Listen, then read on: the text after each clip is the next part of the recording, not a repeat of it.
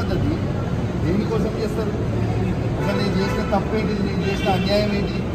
ప్రజల కోసం బరాబర్ ఆ క్వారీలో ఇబ్బంది అవుతుంది, ఇల్లీగల్గా నడుస్తుంది క్వారీ.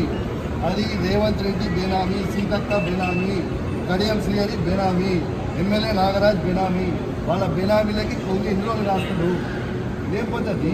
అసలు ఇదేం నాకు నోటీస్ ఇవ్వకుండా మీరు ఎట్లా అరెస్ట్ చేస్తారు? రేవంత్ రెడ్డి చెప్తే మీరు అరెస్ట్ చేస్తారు? రేవంత్ రెడ్డి చెప్తే మీరు అరెస్ట్ చేస్తారా? రేవంత్ రెడ్డి ఇదే కాదు కదా, రేవంత్ రెడ్డి మీ జీతం మీద రేవంత్ రెడ్డి ఇస్తలేదు కదా. ఇదేం పద్ధతి? ఇది పద్ధతి కాదు కదా. ఇదేం పద్ధతి? ఇది పద్ధతి కాదు కదా. ఇది పూర్తిగా అన్యాయం. రేవంత్ రెడ్డి గారు పెట్టుకున్న అక్రమ కేసు ఇది. కమలాపూర్ మండలంలో గుండేడ్ గ్రామంలో ఇల్లీగల్ మైన్ నడుస్తూ ఉంది. దీనికి ఆయన రేవంత్ రెడ్డి ఆధ్వర్యంలో సీతక్క, తర్వాత కడియం శ్రీహరి, ఎమ్మెల్యే నాగరాజ్ గారి బెనామీ. ఖచ్చితంగా నిలదీస్తాం, ఖచ్చితంగా అడుగుతూనే ఉంటాం, ఊరుకునే ప్రసక్తే లేదు. మీరు చేస్తున్న అన్యాయం.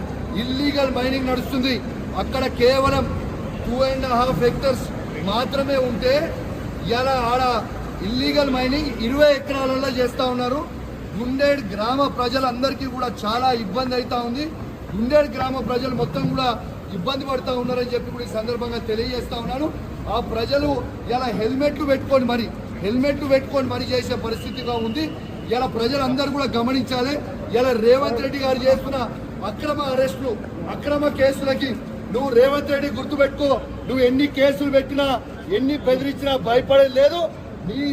నీ సంగతి తప్పకుండా చెప్తాం, ఖచ్చితంగా ప్రజలలో చెప్తాం, ఖచ్చితంగా చెప్పే ప్రయత్నం చేస్తాం. జై తెలంగాణ, జై కేసీఆర్.